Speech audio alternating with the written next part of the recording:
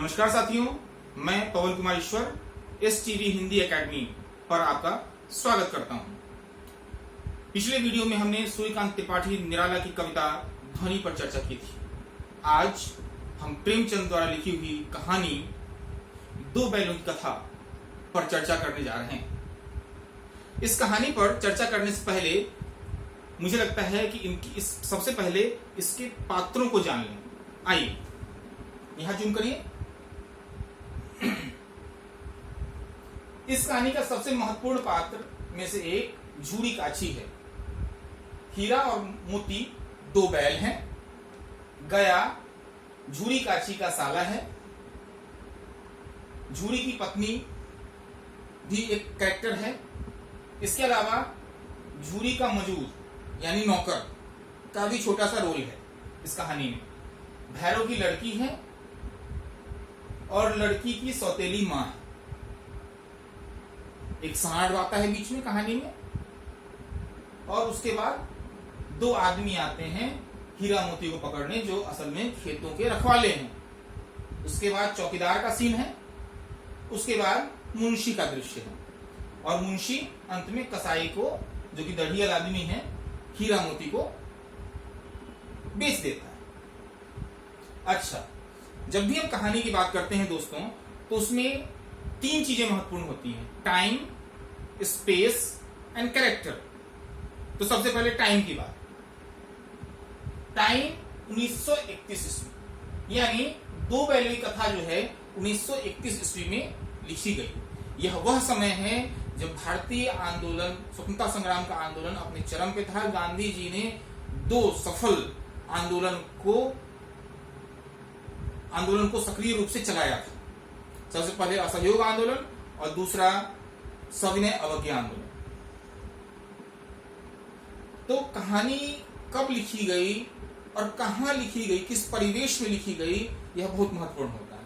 और यह कहानी भारत में लिखी गई और भारतीय समाज की कहानी है ये, और पात्र, कैरेक्टर के बारे में हम आपको बता चुके हैं। तो जब भी किसी कहानी को पढ़िए तो टाइम, स्पेस एंड कैरेक्टर को ध्यान में रखें, जिससे आपको कहानी को समझने में आसानी हो। अब आइए सारांश में हम कहानी को जान लेते हैं। कहानी बड़े ही अलग तरीके से, अनोखे तरीके से प्रेमचंद शुरू करते हैं और गधे की बात करते हैं कि गधे को मूर्ख माना जाता है और वगैरह वगैरह। जब कहानी इस थोड़ी आगे बढ़ती है तो प्रेमचंद बताते हैं कि नहीं, गधा मूर्ख नहीं है, बल्कि वो एक ईमानदार व्यक्ति है, सच्चाई से काम करने वाला है, मेहनत का इंसान है, और उसमें वो सारे गुण हैं जो किसी संत में, महात्मा में पाए जाते हैं। फिर आगे प्रेमचंद बताते हैं कि मगर संसार में इस तरह के लोग, जो भारतीय भी हैं, जिनका बहुत सारा गुण संतों जैसा है, उसकी गणना विश्व के समाज में सभ्य जातियों में नहीं होती। जबकि रूस को पराजित करने वाला जापान एक दिन में ही सभ्य जातियों में गण्य हो जाता है। तो इस पहले अनुच्छेद के माध्यम से प्रेमचंद कहना चाहते हैं, योग्य जन जीता है, पश्चिम की उक्ति नहीं, गीता है गीता, जिसको स्पेंसर ने कहा है सर्वाइवल ऑफ द फिटेस्ट। उसके बाद गधे से तुलना बैल की होती है, और फिर तब हीरा मोती का जिक्र कहानी में आता है, और हीरा मोती का मालिक है झूरी काछी। झूरी काछी और हीरा मोती का संबंध बहुत आत्मीय है, जैसा कि भारतीय कृषक समाज में पशुओं के साथ होता है। मैंने खुद कई बार देखा है गांव में किसानों को अपने मवेशी से, गाय से, बैल से, भैंस से बात करते हुए, उसको धौल धप्पा करते हुए, उसको सहलाते हुए, उसको उलाहना देते हुए, उसको हड़काते हुए, उसको डांटते हुए, जिस तरह से हम दूसरे इंसानों से बात करते हैं। तो हमारे भारतीय समाज और भारतीय संस्कार में दोनों का अस्तित्व, सह अस्तित्व है। असल में सह अस्तित्व है, वे साथ ही, उनकी हम अलग कल्पना नहीं कर सकते।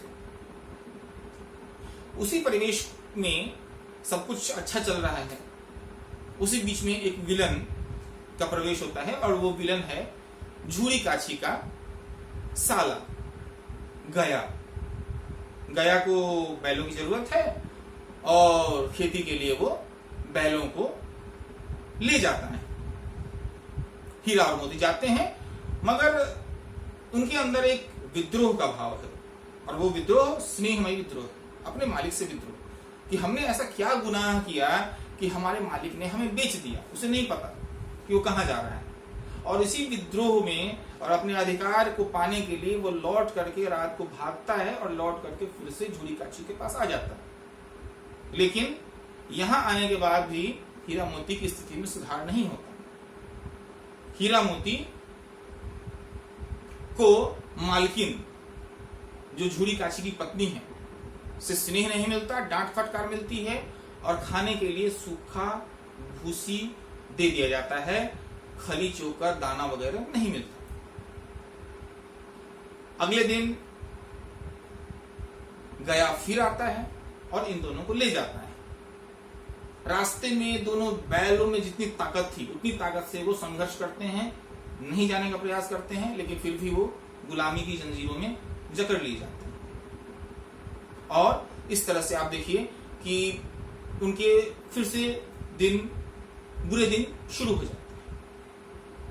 अब इस कहानी में एक और पात्र की एंट्री होती है, वो है भैरव की लड़की।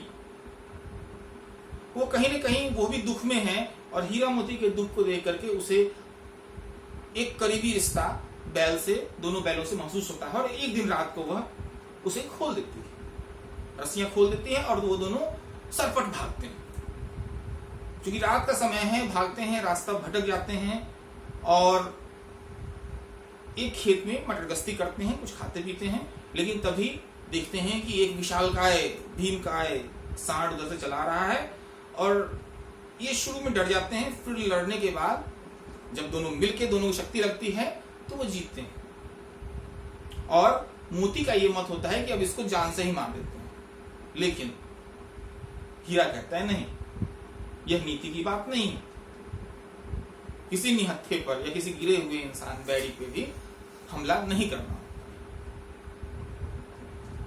हीरा पूरी कहानी में नीति की, न्याय की, त्याग की, बलिदान की बात करता है, और उसकी एक ही आकांक्षा है, उसे आजादी चाहिए, स्वतंत्रता चाहिए, और उसके लिए वो सारे मूल्य चुकाने के लिए तैयार है, और उसका साथी मोती भी। फिर वहां से जब वो मटर के दाने खेत में जाते हैं, वहां पे रखवालों द्वारा पकड़े जाते हैं। हीरा तो मेड़ पर ही खड़ा होता है, वो बच जाता है, लेकिन मोती पकड़ लिया जाता है। अब अपने साथी को बचाने के लिए, अब यहां देखिए साथी में प्रेम, कि एक साथी अगर फंस गया तो दूसरा साथी भी आ जाएगा।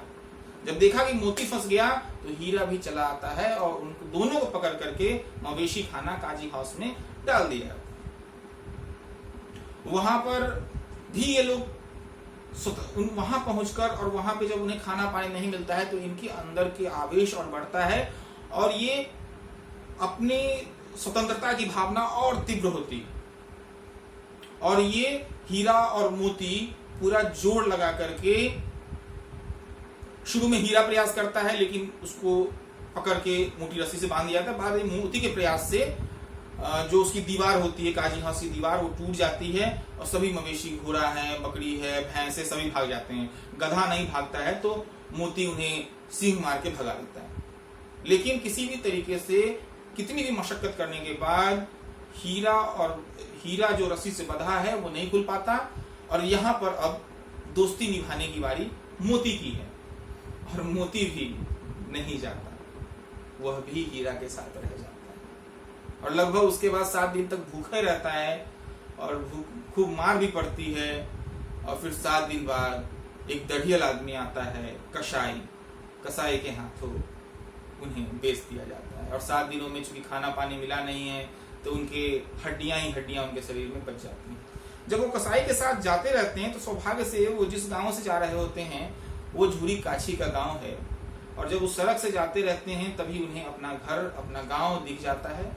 और अंत में कहानी इस निष्कर्ष से पहुंचती है कि कसाई को मोती मारकर भगा देता है, डराकर भगा देता है, और अंत में जो वह स्वतंत्रता, जो आज़ादी, वो गुलामी से आज़ाद होना चाहता था, उन्हें आज़ादी मिलती है, और अंत में उन्हें खाने पीने के लिए पानी, चोकर, भूसी, दाना, खली सब दिया जाता है। तो ये कहानी का सारांश हो गया। अब कहानी में कुछ मूल्यों की बात हुई है जिसकी चर्चा कर लेनी आवश्यक है। पहले तो बात ये हुई, सबसे पहले जो मैंने जापान का जिक्र किया कि अगर आपको दुनिया के सभी जातियों में जीना है तो आपको अपने आप को मजबूत बनाना होगा, संघर्ष करना होगा। दूसरी, इस कहानी में एक जगह आया है कि आप देखेंगे कि हीरा और मोती आपस में लड़ते हैं, लेकिन वहां हीरा समझदारी से काम लेता है, और जब देखता है कि बातों बातों में लड़ाई हुई जा रही है तो वो पीछे हट जाता है। आप लोग जिस उम्र में जी रहे हैं, छोटे बच्चे हैं आप, 9th क्लास में, आपकी भी लड़ाई होती है, तो वहां समझदारी इसी में है कि आप अगर बात बढ़, क्योंकि आपके उम्र में जब लड़ाई होती है तो मजाक से ही शुरुआत होती है और बात बढ़ जाती है, इसलिए समझदारी इसी में है कि आप पीछे हट जाएं। इसके अलावा इसमें एक और बात हीरा कहता है कि स्त्री पर हाथ नहीं उठाना चाहिए, भले ही वह अधर्मी हो, कुपात्र हो, लेकिन हमारे ये मूल्य नहीं है। इसके अलावा और भी कई मूल्य की बात होती है जो हीरा स्वयं कई जगह कहता है, जोर तो मारता ही जाऊंगा चाहे कितनी ही बंधन पड़ते जाएं। मुझे लगता है ये कहानी, ये पृष्ठ 15 पर है, यह कहानी का सूत्र वाक्य है कि कितना भी शोषण करने वाले जोर लगा लें, उन्हें जोर लगाने तो हम भी अपना जोर लगाएंगे और हम आजादी पाकर रहेंगे। इसके अलावा इस कहानी में एक त्याग की बात भी है, जब कहीं पेज 17 पर आकर के कहता है कि ये कसाई जो है हमें छुरी चलाएगा हम पर, तो हीरा कहता है कोई चिंता की बात नहीं है, क्योंकि अगर हम मारे भी जाएंगे तो हमारा मांस, खाल, सींग, हड्डी सब किसी न किसी के काम आएगा। यानी सर्वस्व समर्पण की भावना, त्याग की भावना मोती और हीरे में भरी हुई है। और अंत में देखिए उसका चरम उत्कर्ष आता है जब कहानी के अंतिम पृष्ठ पर आकर कहता है जो गोली मरवा दे तो कहता है मर जाऊंगा पर उसके काम तो नहीं आऊंगा। यानी स्वाधीनता के जो मूल्य हैं वो इतने चरम पर हीरा मोती में, या हीरा मोती एक असल में इस कहानी के माध्यम से ये कहने का प्रयास किया कि ये आम भारतीयों का प्रतीक है। तो आम भारतीयों के मन में एक समय एक ऐसी चीजें आ जाती हैं कि गोली लग जाए, कुछ भी हो जाए, तो हमें आजादी के लिए संघर्ष नहीं छोड़ना है। और आप देखेंगे कि 1942 में जाकर फिर नारा भी देते हैं महात्मा गांधी, करो या मरो। तो एक राजनीतिक चिंतक हैं, विचारक हैं गांधी, और दूसरे प्रेमचंद भी एक विचारक हैं, एक लेखक हैं। तो ये कहा जाता है कि कहीं न कहीं प्रेमचंद पर गांधी का प्रभाव है, लेकिन इस कहानी में जो निष्कर्ष है, गोली मरवा दो, कुछ भी हो जाए, लेकिन हम आजादी लेकर रहेंगे, यह बात बाद में जाके महात्मा भी कहते हैं। तो हो सकता है कि प्रेमचंद का प्रभाव महात्मा पर भी पड़ा हो। तो बच्चों, ये है कहानी का निष्कर्ष, संक्षेप में हमने बता दिया है, और इसके प्रश्नोत्तर को हम अगले वीडियो में डिस्कस करने का प्रयास करेंगे। और आपसे एक अनुरोध है, वीडियो अगर अच्छा लगे तो इसे लाइक कीजिए, सब्सक्राइब कीजिए, शेयर करिए, और आपके साथी कोई हैं जो आपके जाने वाले कोई हैं जो 9th क्लास में पढ़ते हैं, तो उन तक यह वीडियो पहुंचाइए ताकि उनको लाभ हो सके। Thank you, all the best.